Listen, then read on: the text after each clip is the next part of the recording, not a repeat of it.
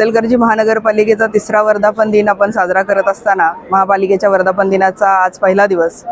सलग 1 महिना आपण या वर्धापन दिनाचे वेगवेगळे प्रोग्राम अरेंज केलेले आहेत. यामध्ये पहिला कार्यक्रम जो आहे तो रोजगार मेळाव्याचं आयोजन आम्ही डॉक्टर ज्ञानेश्वर मुळे फाउंडेशन आणि रोटरी क्लबच्या संयुक्त विद्यमाने आम्ही आज केलेला आहे. खरं तर आपण पाठीमागं गर्दी पाहत असाल, हे बघताना खूप आनंद वाटतो की इचलकरंजी महानगरपालिकेचं ब्रीदवाक्य आहे की व्रतमे जनहित पालनम, आणि त्याचं खरोखर आम्ही आज पालन करत आहोत. या रोजगार मेळाव्यातून सर्वसाधारणपणे किमान 1,500 लोकांना जॉब देण्याचं आमचं उद्दिष्ट आहे. आज आमच्याकडे ज्या 66 कंपन्या रजिस्टर झालेल्या आहेत तर त्यांच्या जवळपास 3,000 वॅकन्सीज त्यांच्याकडे आहेत. त्यामुळं आम्ही जे उद्दिष्ट ठेवलेलं आहे त्यापेक्षा खचितच जास्तीचं आमचं उद्दिष्ट साध्य होईल.